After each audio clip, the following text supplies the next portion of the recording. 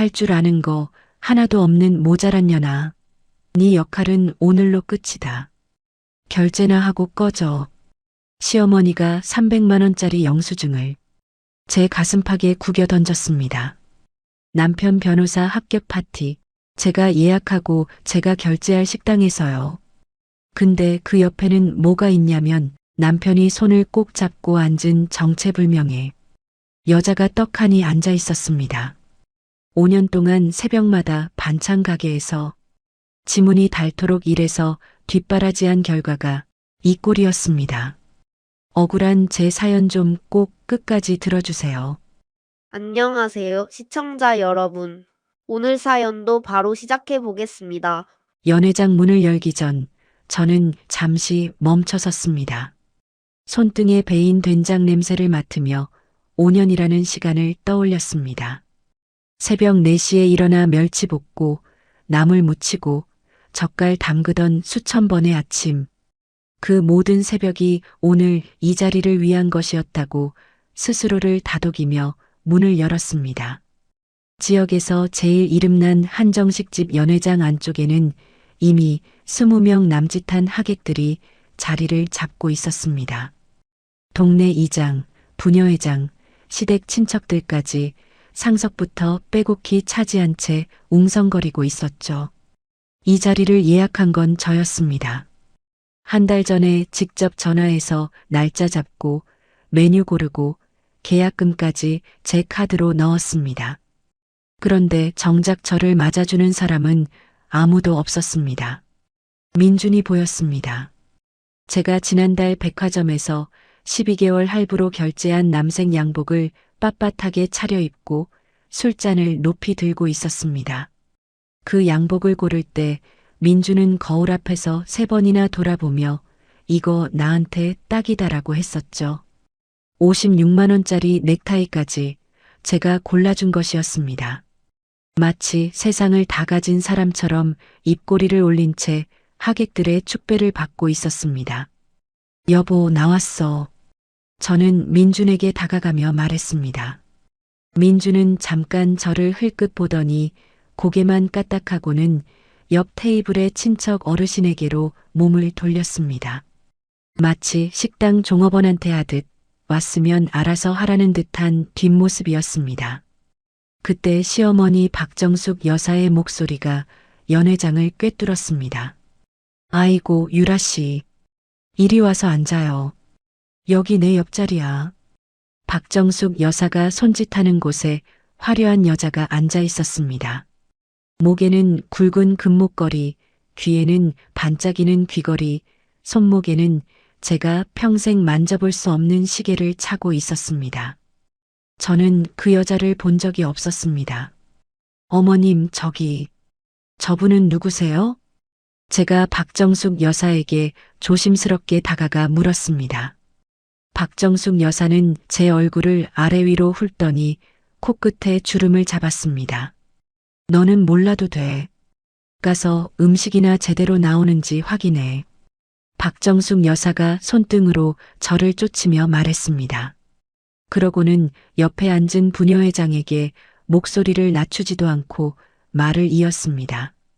저 아이가 진짜 품격 있는 며느리감이야. 집안도 좋고 학벌도 좋고 우리 민준이한테 딱이지. 부녀회장이 눈을 동그랗게 뜨며 저를 힐끗 쳐다봤습니다. 저는 그 자리에 얼어붙었습니다. 어머님, 그게 무슨 말씀이세요? 저도 여기 앉아도 되죠? 제가 빈 의자를 당기려 하자 박정숙 여사가 벌떡 일어나 제 팔을 잡아 끌었습니다. 연회장 구석, 화장실 가는 복도 앞까지 저를 끌고 간 박정숙 여사가 제 팔을 놓으며 입을 열었습니다. 야, 정신 차려. 이제 우리 민준이가 뭔지 알아? 변호사야, 변호사. 근데 옆에 반찬 냄새 풍기는 마누라가 붙어 있으면 꼴이 뭐가 돼? 어머님, 저는 5년 동안. 5년? 그래서 뭐? 밥벌이 좀 한 게 무슨 큰 공이라고 여기서 행세를 해. 박정숙 여사가 검지로 제 이마를 콕 찍으며 말했습니다. 저는 숨을 삼키며 연회장 쪽을 바라봤습니다. 민준이 그 여자 유라라고 불린 여자의 손을 잡고 있었습니다. 처음에는 당황한 듯 두리번거리더니 이내 유라의 손을 놓지 않은 채 술잔을 들어 올렸습니다. 자, 오늘 이 자리에 와주신 모든 분들께 감사드립니다. 5년이라는 긴 시간 포기하지 않고 여기까지 온 제 자신에게도 박수를 보내고 싶습니다. 민준이 건배사를 시작했습니다. 제가 사준 양복을 입고, 제가 사준 시계를 차고, 제가 예약한 연회장에서 다른 여자의 손을 잡은 채 제 자신에게 박수를 보낸다고 했습니다. 하객들이 일제히 잔을 들었습니다. 박정숙 여사의 사촌 언니가 옆 사람에게 몸을 기울이며 속삭였습니다. 저 며느리 있잖아.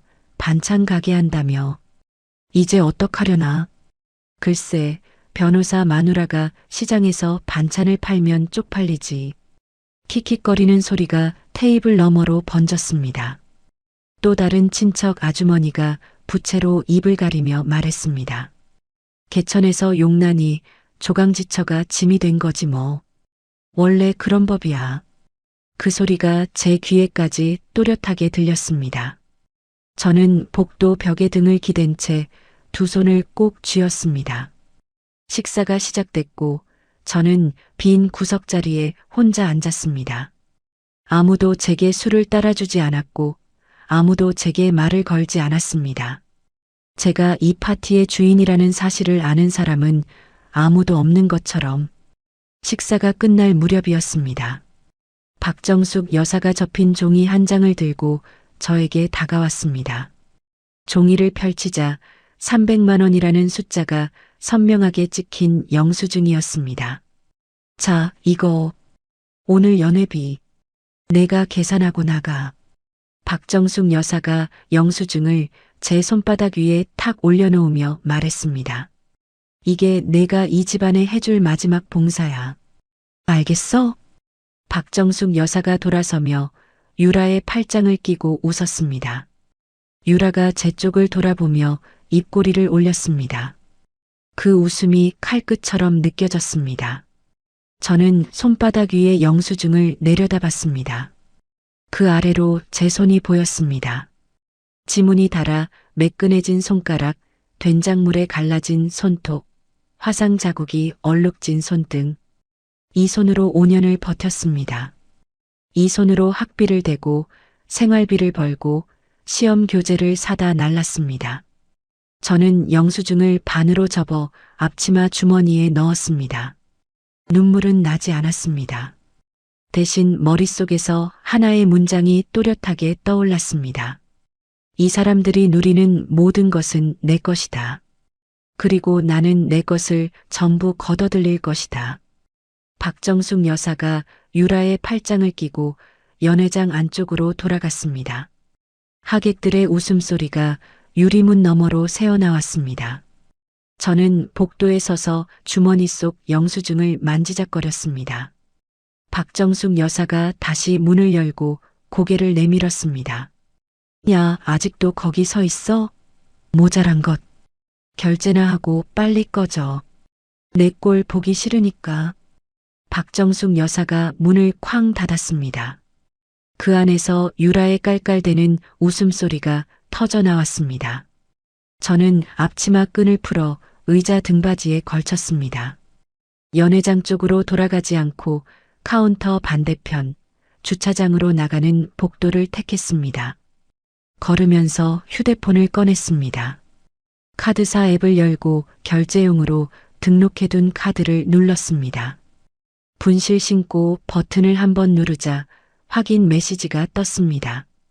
저는 망설이지 않고 확인을 눌렀습니다. 주차장에 세워둔 제 경차에 올라탄 저는 시동을 걸고 한정식집을 빠져나왔습니다. 백미러에 비친 한정식집 간판이 점점 작아졌습니다. 집까지 오는 15분 동안 전화가 3통 왔습니다. 첫 번째는 식당 번호, 두 번째도 식당 번호, 세 번째는 민준이었습니다. 저는 3통 모두 받지 않았습니다. 네 번째 전화가 울렸습니다. 민준이었습니다. 야, 너 지금 어디야? 카드가 안 먹힌다고. 민준이 목소리를 낮춰 다급하게 말했습니다. 몰라. 내 파티잖아. 내가 내. 저는 전화를 끊었습니다. 다시 전화가 울렸습니다. 이번엔 박정숙 여사였습니다. 야, 이년아. 너 지금 뭐 하는 거야?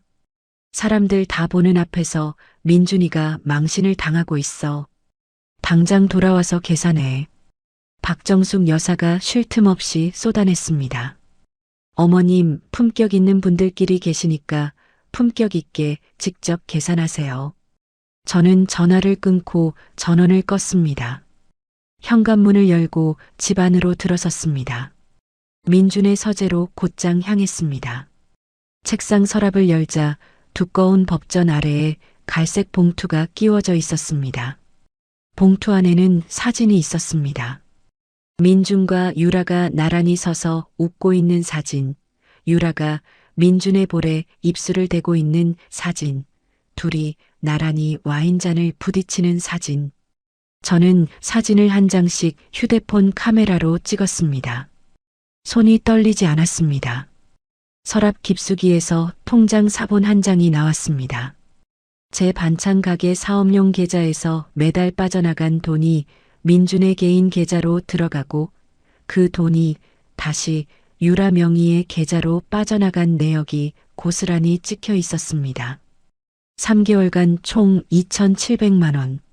제가 새벽마다 멸치를 볶아번 돈이 그 여자의 명품 가방이 되어 있었습니다. 저는 통장 사본도 촬영하고 모든 파일을 클라우드에 올렸습니다. 거실로 나와 소파에 앉았습니다. 휴대폰 전원을 다시 켜자 단톡방 알림이 쏟아졌습니다. 시누이 둘이 가족 단톡방에서 떠들고 있었습니다. 엄마가 전화했는데 올케 진짜 미쳤나봐 키읔키읔.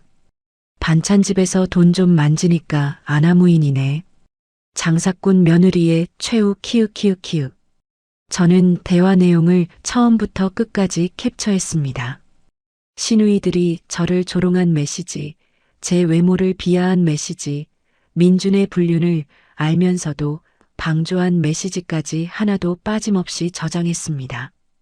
캡처를 마치고 휴대폰을 내려놓으려는데 지인에게서 메시지 하나가 왔습니다.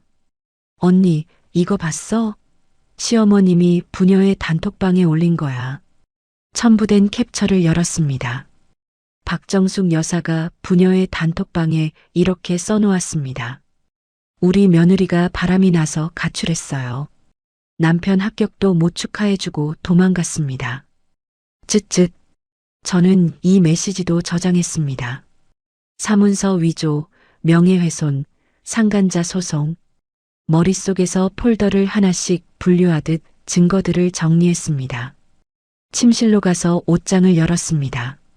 민준이 오늘 아침까지 입고 있던 낡은 내복이 세탁 바구니 위에 걸쳐져 있었습니다. 저는 그 내복을 꺼내 거실 바닥에 펼쳤습니다. 부엌에서 가위를 가져와 내복의 가슴팍을 한 번 찢었습니다. 소리가 시원했습니다. 한 번 더, 또 한 번 더. 갈기갈기 찢어진 천 조각들이 바닥에 흩어졌습니다. 저는 가위를 내려놓고 찢어진 내복 조각들을 내려다봤습니다. 이 오물 같은 인간들을 제 인생에서 도려내겠다고 저는 그 자리에서 이를 악물었습니다. 다음 날 아침 가게 문을 열자마자 건물주 할아버지가 기다리고 있었습니다. 평소에는 느긋하게 웃으시던 분이 오늘은 한 손에 서류 봉투를 들고 입술을 달싹거리며 서 있었습니다. 사장님, 이거 좀 보소. 어제 시어머님이라는 분이 찾아오셔서 건물주 할아버지가 봉투에서 종이 한 장을 꺼내 제 앞에 펼쳤습니다. 위임장이라고 적힌 서류 위에 제 이름과 인감 도장이 찍혀 있었습니다. 사장님이 교통사고가 나서 급하게 돈이 필요하다고 보증금 중에서 5천만 원만 먼저 빼달라고 하시더라고. 건물주 할아버지가 머리를 긁으며 말했습니다. 저는 서류를 집어들고 눈을 크게 떴습니다. 제 인감이 맞았습니다. 서랍 안에 넣어둔 인감을 박정숙 여사가 훔쳐간 것이었습니다. 할아버지, 저 사고 안 났어요. 멀쩡해요. 이거 가짜예요. 제가 쓴 게 아니에요. 제가 서류를 들어보이며 말했습니다. 건물주 할아버지의 얼굴이 하얗게 질렸습니다. 입을 벌렸다 닫았다를 3번이나 반복하더니 카운터 앞 의자에 털썩 주저앉았습니다. 그럼 나는 벌써 돈을 줬는데 시어머님이라는 분이 하도 급하다고 하셔서 5천만 원을 벌써 주셨다고요? 어휴, 큰일 났네. 그분이 울면서 그러시는데 며느리가 중환자실에 있다고 수술비가 급하다고 나도 오래 알던 집안이라 믿었지. 변호사 아들 어머니라는데 설마 거짓말을 하겠나 싶어서 건물주 할아버지가 무릎을 치며 한탄했습니다. 아들이 변호사 되셨다면서 수습 비용도 필요하다고 2가지를 한꺼번에 말씀하시니까 나도 어쩔 수가 없었어. 저는 서류를 내려놓고 카운터 뒤 의자에 주저앉았습니다. 5천만 원.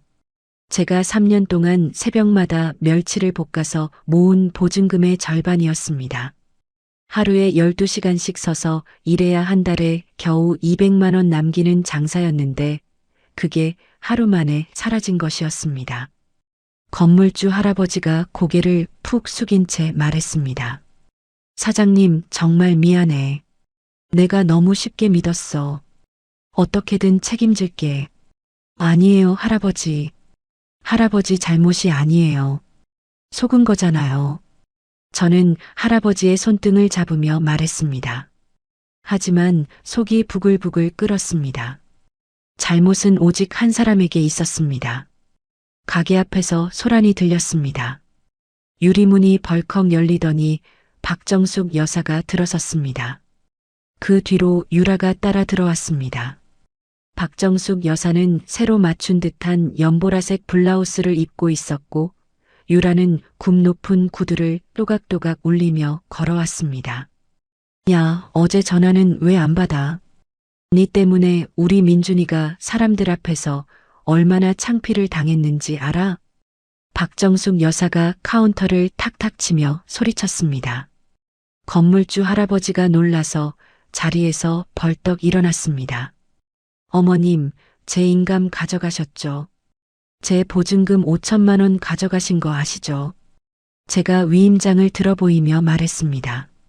박정숙 여사가 눈을 한번 깜빡이더니 입술을 비틀었습니다. 당황하는 기색은 1초도 없었습니다.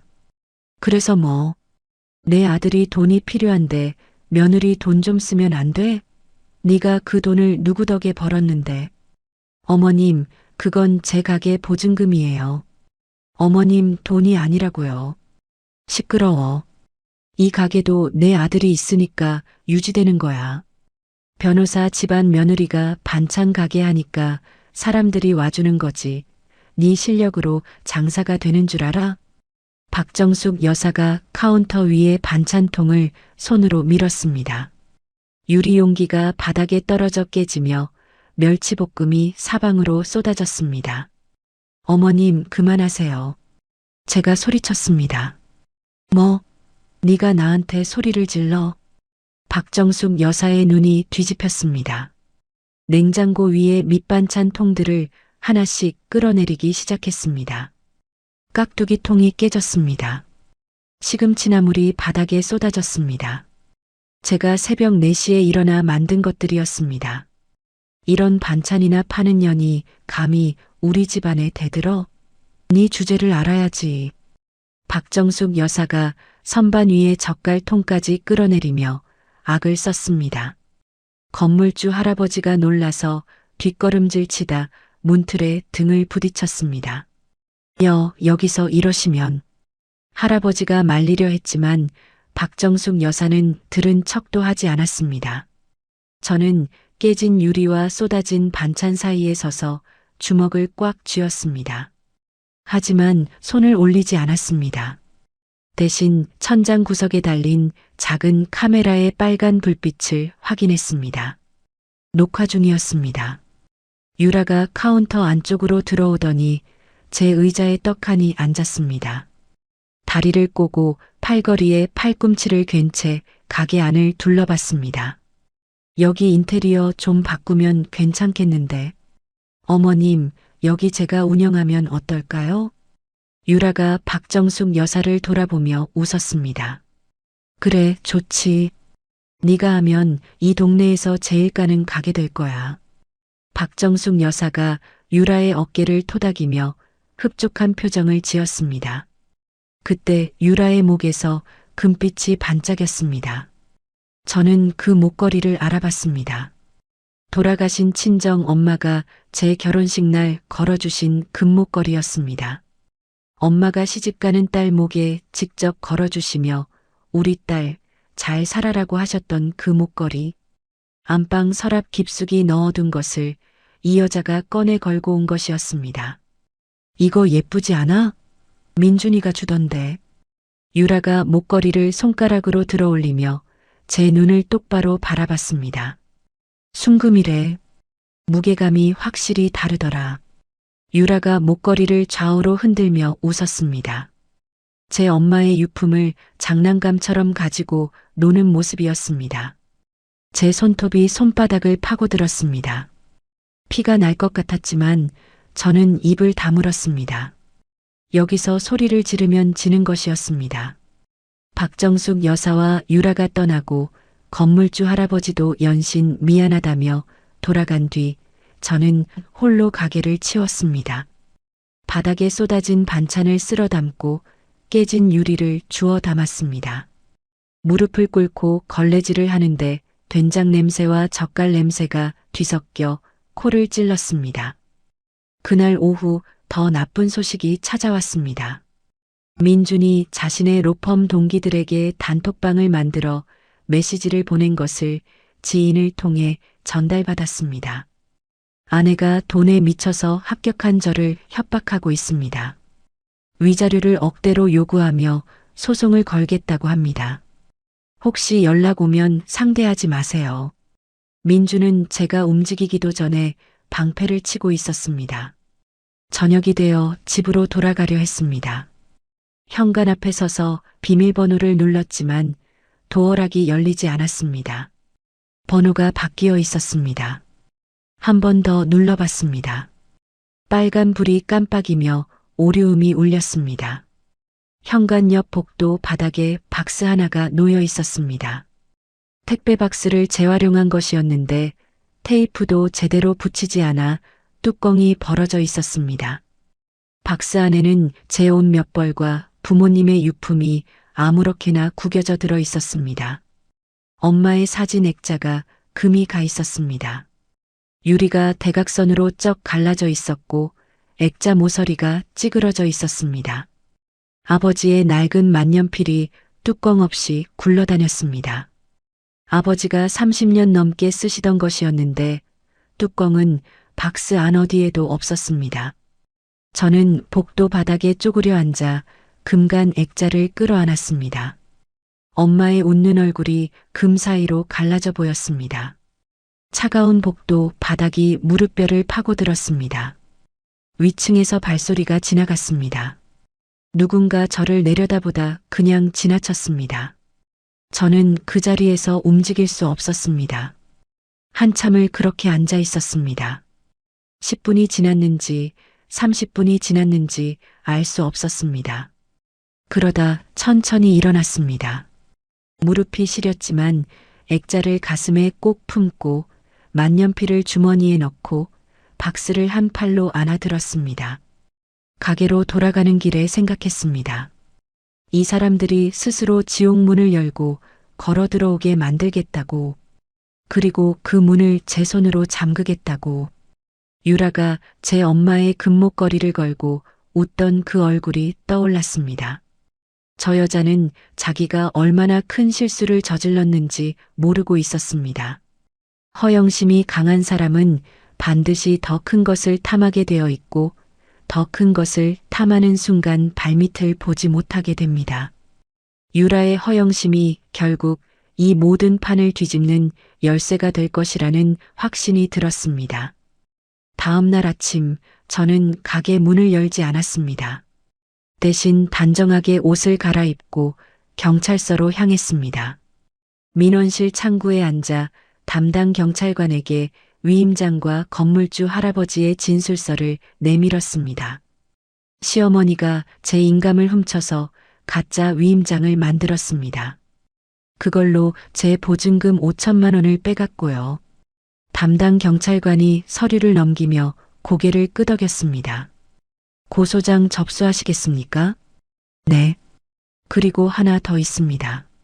저는 클라우드에 저장해둔 통장 내역을 인쇄한 종이를 꺼냈습니다. 제 사업 계좌에서 민준의 계좌로, 민준의 계좌에서 유라의 계좌로 빠져나간 2,700만 원의 흐름이 선명하게 찍혀 있었습니다. 남편이 제 가게 운영 자금을 빼돌려서 다른 여자에게 보냈습니다. 이것도 고소하겠습니다. 경찰관이 고소장 양식 2장을 내밀었고 저는 빈칸을 하나씩 채워나갔습니다.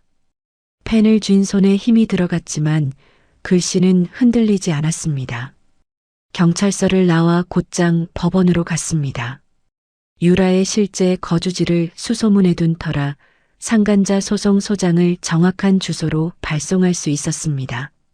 그 다음은 민준의 로펌이었습니다. 저는 편의점에서 봉투 하나를 사서 그 안에 사진들과 통장 내역 사본을 넣었습니다. 봉투 겉면에 인사팀 앞이라고 적고 로펌 주소로 등기를 보냈습니다. 오후에는 집주인을 만났습니다.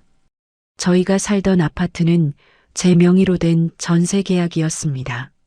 제가 보증금을 넣고 제 이름으로 계약한 집이었죠. 사장님, 사실 저도 곤란했어요. 도어락을 바꿨다는 얘기 듣고 뭔 일인가 싶었는데 집주인이 커피잔을 내려놓으며 말했습니다. 집주인님, 제가 계약 해지하려고요. 보증금 돌려주시면 저는 나가겠습니다. 그러면 지금 안에 있는 사람들은 제 시댁 식구들인데 제 동의 없이 들어와 있는 겁니다. 도어락도 멋대로 바꿨고요. 집주인이 한숨을 내쉬며 고개를 끄덕였습니다. 알겠습니다. 계약 해지 진행하고 퇴거 날짜 잡아서 통보하겠습니다. 저는 자리에서 일어나며 고개를 숙였습니다. 카페를 나와 길을 걸으며 다음 수순을 짚었습니다. 민준이 제 돈으로 사서 유라에게 준 외제차가 있었습니다. 제 명의로 할부를 넣고 보험도 제 이름으로 든 차였죠. 저는 보험사에 전화를 걸었습니다. 제 명의 차량인데 제 동의 없이 다른 사람이 타고 다닙니다. 도난 신고 접수해 주세요. 전화를 끊고 렌트사에도 같은 내용을 전달했습니다. 렌트사 직원이 확인 후 견인 조치하겠다고 답했습니다. 저는 걸음을 멈추고 휴대폰 메모장을 열었습니다. 할 일 목록에 줄을 그어 지워나갔습니다. 그 다음 전화는 자산관리사에게 걸었습니다. 민준이라는 사람 명의 계좌에 로펌 합격자 대출금이 들어올 예정인데요. 제가 피해 금액만큼 가압류 신청할 수 있을까요? 증거 서류 있으시면 가능합니다. 내일 사무실로 오세요. 전화를 끊고 저는 깊게 숨을 들이마셨습니다. 저녁에는 부녀회장에게 연락했습니다. 부녀회장은 어제 연회장에서 모든 것을 지켜본 사람이었습니다. 회장님, 시어머님이 부녀의 단톡방에 저에 대해 거짓말을 퍼뜨리셨더라고요. 제가 바람나서 도망갔다고. 아이고, 나도 그거 보고 좀 이상하다 싶었어. 어제 파티에서 내가 쫓겨나는 꼴을 내 눈으로 봤는데 부녀회장이 혀를 찼습니다. 회장님, 사실관계를 바로잡고 싶어요. 도와주실 수 있으세요? 그래, 내가 회원들한테 얘기해 볼게. 전화를 끊고 마지막으로 한 가지를 더 확인했습니다. 유라라는 여자의 과거를 수소문한 결과 지인의 지인을 통해 놀라운 사실을 알게 됐습니다. 유라는 재벌가 딸이 아니었습니다. 3년 전 사기 혐의로 재판을 받은 전과자였고 그 판결문 사본을 구할 수 있다는 연락을 받았습니다. 모든 준비를 마치고 저는 가게로 돌아왔습니다. 셔터를 내리고 불을 끈 가게 안 접이식 간이 침대에 누워 천장을 올려다봤습니다. 배가 고팠습니다. 근처 국밥집에서 포장해온 뜨끈한 국밥 한 그릇을 후후 불며 떠먹었습니다. 부모님이 좋아하시던 맛이었습니다. 숟가락을 내려놓고 저는 액자 속 엄마의 얼굴을 바라봤습니다. 금간 유리 너머로도 엄마의 미소는 따뜻했습니다. 일주일이 지났습니다. 그 사이 민준의 외제차는 도로 한복판에서 견인됐고 로펌 인사팀에서는 민준에게 면담 일정을 잡았다는 소식이 들려왔습니다. 박정숙 여사는 경찰서에서 출석 요구서를 받고 난리를 피웠다고 했습니다. 하지만 아직 부족했습니다. 저는 이들이 스스로 무너지게 만들 마지막 한 수가 필요했습니다. 가게 카운터에 앉아 박정숙 여사에게 전화를 걸었습니다. 어머님, 저예요. 뭐야, 인연이. 감히 전화를 해? 너 때문에 경찰서에서 연락이 왔잖아. 당장 고소 취하 안 하면. 어머님, 그래서 전화드린 거예요. 저는 목소리를 한껏 낮추고 떨리는 척 말했습니다. 제가 생각을 해봤는데요. 제가 너무 앞뒤 안 가리고 한 것 같아요. 전화기 너머로 박정숙 여사의 숨소리가 달라졌습니다. 그래, 이제야 정신이 좀 들었어? 네. 그래서 어머님께 드릴 게 있어요.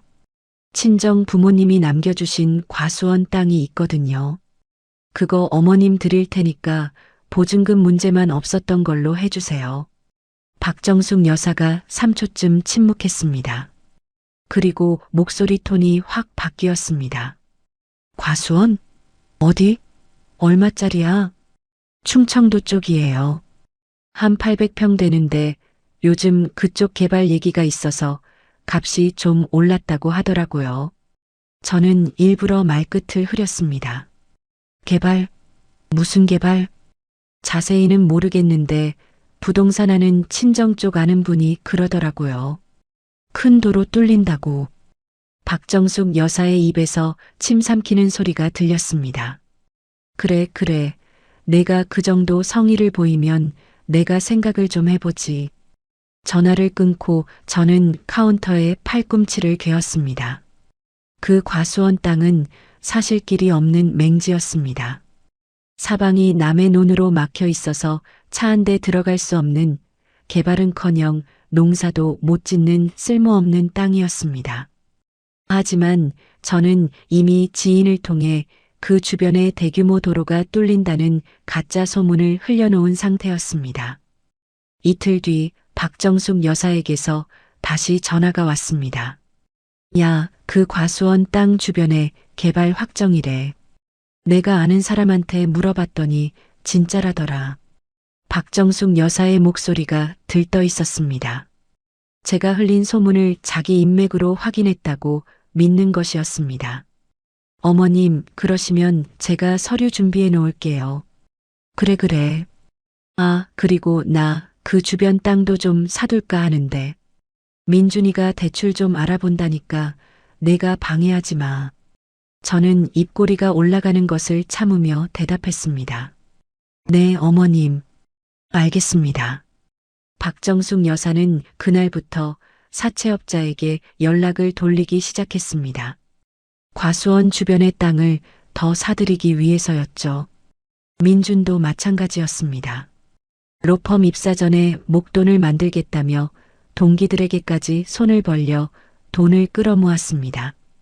그 돈은 전부 유라가 소개한 투자처로 흘러들어갔습니다. 저는 그 흐름을 멀찌감치서 지켜봤습니다. 며칠 뒤 저는 인테리어 업체에 전화를 걸었습니다. 전세 아파트 리모델링 견적 좀 받고 싶은데요. 현장 점검 한번 와주실 수 있나요? 업체 직원이 날짜를 잡았습니다. 점검 명목으로 집안의 배관과 전기시설을 일시적으로 차단할 수 있는 합법적인 방법이었습니다. 박정숙 여사가 제 집에서 편하게 살 수 있는 시간은 얼마 남지 않았습니다. 같은 시각 유라는 동네 사람들에게 명품 선물을 돌리고 다녔습니다. 재벌가 며느리 행세를 하며 고급 가방과 지갑을 나눠주는 유라의 사진이 동네 맘카페에 올라왔습니다. 저는 그 사진을 보고 짝퉁 단속 신고 전화를 걸었습니다. 인터넷에 올라온 제품 사진인데요. 가품 의심이 돼서 신고합니다. 며칠 뒤 단속반이 유라가 선물한 가방들을 회수해 갔고 동네 사람들 사이에서 수군거림이 시작됐습니다. 박정숙 여사는 아무것도 모른 채 제 집에서 잔치를 열겠다며 지인들을 초대했습니다. 하지만 잔치 당일 아침 집 대문에 내용 증명서가 붙었습니다. 집주인이 보낸 퇴거 통보서였습니다. 뭐야 이게? 야, 민준아. 이것 좀 봐. 나가라는 거야? 박정숙 여사가 종이를 흔들며 민준에게 소리쳤다는 이야기를 이웃에게서 전해 들었습니다. 초대받은 지인들은 대문 앞에서 내용 증명서를 보고 하나둘 발길을 돌렸다고 했습니다. 박정숙 여사가 사들인 과수원 주변 땅들의 정체도 서서히 드러나기 시작했습니다. 등기부를 떼보니 그 땅들은 과거 폐기물을 묻었던 매립지였고 개발은커녕 환경 정화 비용만 수천만 원이 나오는 독이 든 땅이었습니다. 사채이자 독촉 전화가 박정숙 여사의 휴대폰을 울리기 시작했습니다. 저는 가게 간이 침대에 누워 천장을 바라보며 중얼거렸습니다. 이 사람들이 밟고 선 바닥을 치워버리는 일은 이제 끝났습니다. 남은 것은 중력이 할 일이었습니다.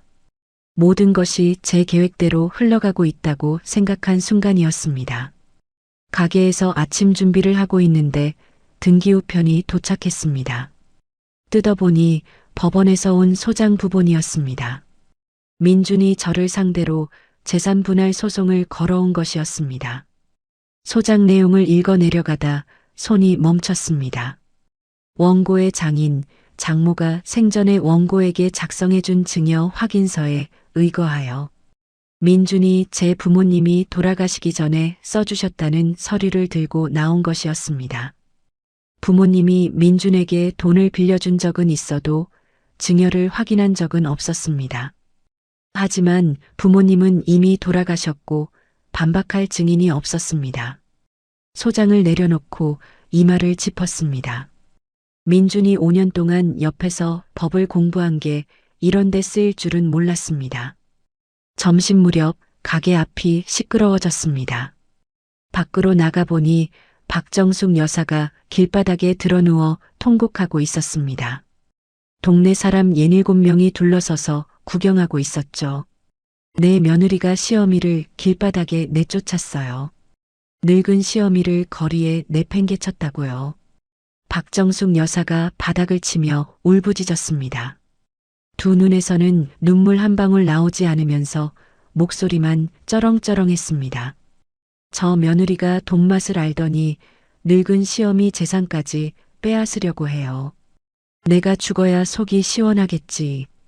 박정숙 여사가 지나가는 행인의 바짓가랑이를 붙잡았습니다. 저러다 정말 쓰러지시는 거 아니야? 구경꾼 중 한 명이 저를 쳐다보며 혀를 찼습니다. 저는 입술을 꽉 깨물고 가게 안으로 돌아왔습니다. 그날 저녁 더 큰 문제가 터졌습니다. 구청 위생과에서 전화가 왔습니다. 사장님 가게에 식중독 신고가 접수됐습니다. 내일 정밀조사 나갑니다. 식중독이요? 저희 가게에서 식중독이 난 적 없는데요. 신고가 들어왔으니 절차대로 조사는 해야 합니다. 전화를 끊고 머리를 쥐어뜯었습니다. 누가 봐도 박정숙 여사의 짓이었습니다. 하지만 조사가 들어오면 영업을 멈춰야 했고 영업을 멈추면 수입이 끊겼습니다. 다음 날 아침 위생과 직원 2명이 가게를 샅샅이 뒤졌습니다. 냉장고 온도, 유통기한, 조리도구 상태까지 하나하나 점검했습니다. 저는 옆에 서서 묵묵히 지켜볼 수밖에 없었습니다. 조사가 끝나기도 전에 또 다른 손님이 찾아왔습니다. 유라였습니다. 한 손에 서류 봉투를 들고 가게 문을 열었습니다. 언니 나왔어. 유라가 카운터에 서류를 탁 내려놓으며 웃었습니다. 이게 뭔데? 가게 매매 계약서. 시어머님이 이 가게 권리금을 나한테 넘기기로 했거든. 여기 도장도 찍혀 있고. 서류를 펼치니 박정숙 여사의 도장과 함께 제 이름이 매도인 란에 적혀 있었습니다. 물론 제가 쓴 것이 아니었습니다. 또 위조였습니다.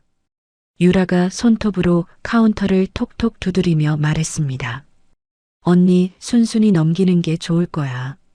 안 그러면 더 복잡해져. 유라의 목에서 엄마의 금목걸이가 흔들렸습니다. 저는 유라의 얼굴을 똑바로 바라봤습니다. 그리고 입을 열지 않았습니다. 유라가 어깨를 으쓱하며 가게를 나갔습니다. 밤이 되어 가게 셔터를 내리고 간이 침대에 앉았습니다. 사방에서 벽이 좁혀오는 기분이었습니다. 그때 휴대폰이 울렸습니다. 모르는 번호였지만 받았습니다. 혹시 김민준 씨 아내 되시는 분 맞으세요? 네, 그런데요. 저는 3년 전에 민준 씨 차에 치인 사람 아는 사람인데요. 저는 숨을 멈췄습니다. 그때 음주운전이었거든요. 근데 합의금 주고 덮었잖아요. 블랙박스 영상이 아직 있어요. 전화를 끊고 저는 두 손으로 휴대폰을 꼭 쥐었습니다. 다음 날 저는 가게 내부 저장 장치를 확인했습니다. 박정숙 여사가 가게에 쳐들어와 집기를 부수던 날의 영상이 남아 있었습니다. 반찬이나 파는 년이라며 제 부모님까지 모욕하던 박정숙 여사의 얼굴과 목소리가 선명하게 찍혀 있었습니다. 저는 그 영상을 부녀회장에게 보냈습니다. 부녀회장에게서 답장이 바로 왔습니다. 세상에, 이걸 보고도 저 사람 편들 사람은 없을 거야. 같은 날 오후 식중독 허위 신고의 제보자가 밝혀졌습니다. 위생과 담당자가 전화를 걸어왔습니다. 사장님, 조사 결과 문제 없으셨고요. 신고자 확인해 보니 해당 가게에서 일한 적 없는 아르바이트생이었어요. 허위 신고로 처리됩니다. 저는 그 아르바이트생이 박정숙 여사가 시킨 사람이라는 것을 알고 있었습니다. 증거만 있으면 됐고 증거는 이미 제 손에 있었습니다. 마지막 퍼즐이 맞춰진 것은 그날 밤이었습니다. 민준을 밀어주겠다던 로펌 동기가 갑자기 연락을 끊었다는 소식을 전해 들었습니다. 제가 로펌에 보낸 투서가 내부에 퍼지기 시작한 것이었습니다. 민준의 불륜과 아내의 돈을 빼돌린 사실이 동기들 사이에 돌자 자기 이름에 먹칠될까봐 하나둘 손을 떼기 시작한 것이었죠. 저는 간이 침대에 누워 천장의 얼룩을 바라봤습니다. 내일이면 모든 것이 끝납니다. 저는 눈을 감았습니다. 아침 8시 집주인에게서 전화가 왔습니다. 사장님, 오늘 이삿짐 센터 보내기로 한 날이죠. 저도 같이 갈게요. 네, 감사합니다. 저도 곧 도착하겠습니다. 아파트 앞에 도착하니 이삿짐 센터 트럭이 이미 대기하고 있었습니다. 직원 4명이 트럭 뒤에서 박스를 내리고 있었고 집주인이 마스터키를 들고 현관 앞에 서 있었습니다. 문이 열리자 박정숙 여사가 잠옷 차림으로 뛰어나왔습니다. 머리는 산발이었고 얼굴에는 베개 자국이 찍혀 있었습니다. 뭐야, 누구야? 왜 남의 집에 들어와? 박정숙 여사가 집주인의 가슴팍을 밀치며 소리쳤습니다. 박 여사님, 여기는 제 건물이고 임차인이 계약 해지를 했습니다. 오늘이 퇴거 기한이에요. 집주인이 서류를 내밀며 차분하게 말했습니다. 무슨 소리야? 우리 며느리 이름으로 된 집이잖아. 며느리는 우리 가족이야. 그 며느리분이 직접 해지하셨습니다. 더 이상 법적으로 거주하실 수 없어요. 박정숙 여사가 서류를 낚아채 찢으려 했지만 집주인이 손을 뻗어 막았습니다. 찢으셔도 사보는 있습니다. 협조해 주시면 좋겠는데 안 그러시면 경찰 부를 수밖에 없어요. 이삿짐 센터 직원들이 안으로 들어가기 시작했습니다. 박정숙 여사가 복도에 주저앉아 다리를 뻗으며 길을 막았습니다. 못 나가. 죽어도 못 나간다고. 내 아들 집인데 왜 나를 내쫓아? 맞은편 집 문이 열리고 이웃 주민이 고개를 내밀었습니다. 위층에서도 발소리가 들렸습니다. 박정숙 여사의 고함에 아파트 복도가 술렁이기 시작했습니다. 저는 아파트 입구에 서서 그 모습을 지켜봤습니다. 박정숙 여사와 눈이 마주쳤습니다. 너 이년아. 내가 이러고도 사람이야? 5년 동안 밥 먹여주고 재워준 시어미를 길바닥에 내쫓아? 박정숙 여사가 저를 향해 손가락질했습니다. 저는 아무 말도 하지 않았습니다. 집주인이 경비실에 연락해 관리사무소 직원을 불렀고 30분 뒤 박정숙 여사는 억지로 현관 밖으로 끌려 나왔습니다. 슬리퍼 한 짝이 복도에 벗겨진 채 나뒹굴었습니다. 이삿짐 직원들이 시댁 식구들의 짐을 하나씩 트럭에 실었습니다. 그 시각 민주는 로펌 건물 앞에 서 있었습니다. 지인을 통해 전해 들은 이야기입니다. 민준이 평소처럼 양복을 차려입고 출근했더니 로비 안내 데스크에서 막았다고 합니다. 김민준 씨, 인사팀장님이 로비에서 뵙겠다고 하셨습니다. 위층으로는 올라가실 수 없습니다. 민준이 어리둥절한 얼굴로 서 있는데 인사팀장이 엘리베이터에서 내려왔다고 합니다. 손에 흰 봉투 하나를 들고 있었습니다. 김민준 씨, 우리 회사는 입사 전 도덕성 검증을 하는 거 알고 계시죠? 네, 그런데 무슨 배우자의 사업 자금을 빼돌린 정황, 음주운전 사고 은닉, 그리고 불륜 사실까지 중대한 결격 사유가 확인됐습니다. 인사팀장이 봉투를 민준의 손에 쥐어줬다고 합니다. 입사 취소 통보서입니다. 변호사 협회에도 자격정지 예고가 접수될 예정이고요. 더 이상 저희 건물에 출입하지 마시길 바랍니다. 인사팀장이 고개를 숙여 인사하고 돌아서자 민준이 봉투를 쥔 채 로비 한가운데 서서 움직이지 못했다고 합니다. 로펌 정문을 나와 계단에 주저앉았을 때 다리에 힘이 풀려 세 계단을 미끄러져 내려왔다고 했습니다. 양복바지 무릎이 찢어졌지만 민주는 그걸 신경 쓸 여유도 없었다고 합니다. 오후 2시 공항에서 소식이 왔습니다. 유라가 박정숙 여사의 사채 자금과 민준이 동기들에게 빌린 돈을 모조리 챙겨 해외로 도망치려 한 것이었습니다.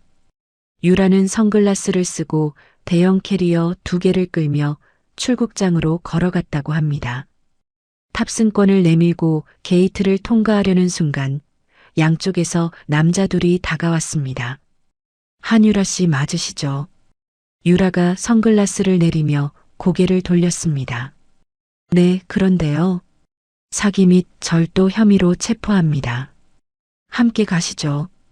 형사가 수갑을 꺼내자 유라의 얼굴이 하얗게 질렸다고 합니다. 잠깐만요. 이거 무슨 오해가 있는 거 아니에요? 저 비행기 타야 하는데. 유라가 캐리어 손잡이를 놓지 않은 채 뒷걸음질 쳤습니다. 하지만 형사의 손이 유라의 손목을 잡았고 차가운 금속 소리와 함께 수갑이 채워졌습니다. 출국장에 있던 사람들이 일제히 고개를 돌렸다고 합니다. 소식은 꼬리에 꼬리를 물고 들려왔습니다. 민준이 동기들에게 빌린 돈은 즉시 상환 독촉으로 바뀌었습니다. 합격자 대출금은 제가 걸어놓은 가압류에 묶여 한 푼도 쓸 수 없었고 민준의 신용은 하루아침에 바닥으로 떨어졌습니다. 동기 중 하나가 민준에게 전화를 걸어왔다고 합니다. 야, 김민준, 너 나한테 빌린 3천만 원 이번 주 안에 안 갚으면 나도 고소할 거야. 내가 변호사라고 믿고 빌려준 건데 사기 아니냐 이게. 민준은 아무 말도 하지 못했다고 합니다. 박정숙 여사의 소식은 저녁 무렵에 들려왔습니다. 인감 위조와 허위 신고 교사 혐의로 경찰이 박정숙 여사를 연행하러 간 것이었습니다. 때마침 동네 부녀회 정기 모임이 있던 날이라 회원 12명이 마을 회관 앞에 모여 있었습니다. 경찰차가 멈추고 형사 2명이 내려 박정숙 여사에게 다가갔습니다. 박정숙 씨 사문서 위조 및 행사, 무고, 교사 혐의로 체포합니다. 박정숙 여사가 뒷걸음질 치며 소리쳤습니다. 내가 뭘 잘못했다고. 며느리 돈 좀 쓴 게 무슨 죄야. 내 아들 뒷바라지 하는데 며느리 인감 쓴 게 뭐가 어때서. 형사가 박정숙 여사의 손을 앞으로 모으며 말했습니다. 하실 말씀은 조사실에서 하시죠. 수갑이 채워지는 찰칵 소리가 울렸습니다. 부녀 회원들이 입을 벌린 채 지켜봤습니다. 박정숙 여사가 그토록 자랑하던 변호사 아들의 어머님이라는 간판이 산산조각 나는 순간이었습니다. 봐. 내가 그랬잖아. 저 사람 뭔가 이상하다고. 부녀 회원 중 한 명이 옆 사람의 팔을 잡으며 수군거렸습니다. 박정숙 여사가 경찰차에 실리면서 부녀 회원들을 돌아봤지만 눈을 마주치는 사람은 한 명도 없었습니다. 민주는 그날 밤 유치장에 갇혔습니다. 음주운전 은닉과 증거인멸 혐의가 추가된 것이었습니다. 제가 백화점에서 사준 양복도 할부로 결제한 시계도 모두 압류 딱지가 붙었습니다. 유치장에서 민주는 5년 전 로스쿨 입학하기 전에 입던 낡은 운동복으로 갈아입어야 했습니다. 철창을 두 손으로 붙잡고 이마를 기댄 채 어깨를 들썩이며 울었다고 합니다. 시누이들에게는 제가 부당이득 반환 소송을 걸었습니다. 5년간 제 돈으로 받아간 생활비와 선물 내역을 모조리 정리한 소장을 받아든 시누이들은 서로에게 전화를 걸어 책임을 떠넘기기 시작했습니다. 언니가 더 많이 받았잖아. 명품 가방도 2개나 받았으면서. 뭔 소리야. 너 결혼할 때 혼수 비용 누가 댔는데. 올케 돈이었잖아. 그건 엄마가 해준 거지 내가 달라고 한 거 아니거든. 둘은 결국 서로를 원망하며 연락을 끊었다고 합니다. 한 집안이 하루 만에 남남보다 못한 사이로 갈라졌습니다. 저는 그날 저녁 가게에서 마지막 짐을 쌌습니다. 셔터를 내리고 간판에 불을 껐습니다. 5년 동안 새벽마다 불을 켜던 가게였습니다. 냉장고에 웅웅거리는 소리가 멈추자 가게 안이 고요해졌습니다. 밖으로 나서는데 멀리서 누군가 달려오는 발소리가 들렸습니다. 박정숙 여사와 민준이었습니다. 보석으로 풀려났는지 둘 다 초라한 얼굴이었습니다. 박정숙 여사는 슬리퍼를 끌고 있었고 민준은 구겨진 운동복 차림이었습니다. 박정숙 여사가 제 앞 3미터쯤에서 무릎을 꿇었습니다. 콘크리트 바닥에 두 무릎이 부딪히는 둔탁한 소리가 났습니다. 제발 한 번만 봐줘. 내가 잘못했어. 응? 내가 미쳤었어. 박정숙 여사가 두 손을 모아 비비며 울었습니다. 이번에는 진짜 눈물이었습니다. 민준도 옆에 무릎을 꿇었습니다. 고개를 바닥에 박은 채 어깨를 들썩였습니다. 한 번만 기회를 줘. 내가 다 갚을게. 제발. 민준의 목소리가 갈라졌습니다. 저는 두 사람을 내려다봤습니다. 한 달 전 연회장에서 영수증을 제 가슴팍에 던지던 그 손이 지금 콘크리트 바닥을 짚고 있었습니다. 저를 투명인간 취급하던 그 입이 제발이라는 단어를 반복하고 있었습니다. 저는 발목을 빼고 한 발 물러섰습니다. 두 사람의 얼굴을 마지막으로 한 번 바라봤습니다. 그리고 돌아섰습니다. 한 번도 뒤를 돌아보지 않았습니다. 한 달이 지났습니다. 법원에서 이혼 판결문이 나왔고 재산 분할도 제 손을 들어줬습니다.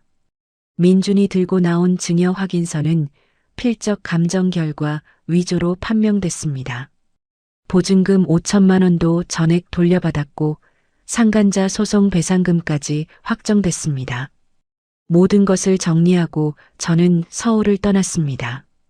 돌아가신 부모님의 고향, 충청도 깊은 시골 마을로 향했습니다. 버스에서 내리자 흙냄새가 코끝을 간지렸습니다. 좁은 돌담길을 따라 5분쯤 걸으니 낮은 지붕의 작은 집이 나타났습니다. 마당 한쪽에는 부모님이 생전에 가꾸시던 텃밭이 그대로 남아 있었습니다. 상추가 제멋대로 자라 있었고 고추 지지대는 비바람에 기울어져 있었습니다. 현관문을 열고 들어서니 먼지 냄새가 났습니다. 하지만 괜찮았습니다. 이 집에는 저를 내쫓는 사람도, 영수증을 쥐어주는 사람도, 제 엄마의 유품을 빼앗아 가는 사람도 없었습니다. 짐을 풀고 첫 번째로 한 일은 창문을 여는 것이었습니다. 바람이 들어오자 방 안의 탁한 공기가 빠져나갔습니다. 저는 창가에 엄마의 사진 액자를 놓았습니다. 금간 유리는 새 것으로 갈아 끼웠습니다. 엄마의 웃는 얼굴이 햇살을 받아 환하게 빛났습니다. 며칠 뒤 지인에게서 연락이 왔습니다. 언니, 민준이 소식 들었어? 변호사 자격 완전히 박탈됐대. 새벽에 인력시장 나간다더라. 그래. 시어머님은 사채 빚 때문에 시장통에서 폐지 죽고 다닌대. 그래. 저는 짧게 대답하고 전화를 끊었습니다. 그 사람들의 소식은 이제 창밖을 스치는 바람 소리와 다를 게 없었습니다. 아침 해가 뜨면 저는 텃밭으로 나갔습니다. 상추 잎을 하나씩 따고 빨갛게 익은 고추를 바구니에 담았습니다. 부엌으로 돌아와 엄마가 가르쳐 주신 대로 된장을 풀고 두부를 썰어 넣었습니다. 보글보글 끓어오르는 냄새가 집안을 가득 채웠습니다. 밥상 하나 차려 마루에 앉아 혼자 먹는 아침이었습니다. 샴페인도 없고 명품 양복도 없고 축배를 외치는 하객도 없었습니다. 대신 갓 짜낸 들기름 냄새와 따뜻한 밥 한 공기가 있었습니다. 그것으로 충분했습니다. 점심을 먹고 휴대폰을 확인하니 낯선 번호로 메시지가 와 있었습니다. 며느리야, 제발 한 번만 연락 좀 줘. 민준이가 많이 아파. 살려줘. 박정숙 여사였습니다. 저는 메시지를 끝까지 읽고 그 번호를 차단 목록에 넣었습니다. 손가락 하나 떨리지 않았습니다. 오후에는 집 뒤쪽 숲길을 걸었습니다. 나뭇잎 사이로 햇살이 부서져 내렸습니다. 5년 동안 새벽 4시에 일어나 멸치를 볶고 남의 인생을 위해 허리를 굽히던 시간은 끝났습니다. 이 공기는 누구를 위한 것도 아닌 오직 저만을 위한 것이었습니다. 저녁이 되자 하늘이 붉게 물들었습니다. 마당 평상에 앉아 노을을 바라봤습니다. 부모님이 이 자리에서 나란히 앉아 막걸리를 드시던 모습이 떠올랐습니다. 엄마, 아빠, 저 이제 괜찮아요. 액자 속 부모님의 사진을 향해 나직이 말했습니다. 바람이 불어와 제 머리카락을 쓸어 넘겼습니다. 마치 엄마가 쓰다듬어 주시는 것 같았습니다. 노을이 지고 어둠이 내려앉았습니다. 별이 하나둘 떠올랐습니다. 저는 평상에서 일어나 집 안으로 들어갔습니다. 내일은 텃밭에 토마토 모종을 심을 생각입니다. 누구의 며느리도 누구의 아내도 아닌 저의 이름으로 심는 첫 번째 모종이 될 것입니다. 참 긴 싸움이었습니다. 5년이라는 세월 동안 새벽잠을 반납하고 손가락 지문이 닳도록 일하며 남편의 꿈을 대신 짊어졌던 한 사람의 이야기였는데요. 돌아온 것은 감사도 사랑도 아닌 내 역할은 끝났으니 꺼져라는 한마디였죠. 가슴이 먹먹하면서 답답하네요. 시청자 여러분은 어떻게 생각하시나요? 혹시 여러분도 누군가를 위해 자기 자신을 너무 오래 뒷전에 두고 계신 건 아닌지요? 이 사연 듣는 시청자분들은 제발 그런 삶을 살지 않길 제가 간절히 기도하겠습니다. 오늘 사연 끝까지 들어주셨다면 어디서 듣고 계신지 남겨주시면 답글 달아드리도록 하겠습니다.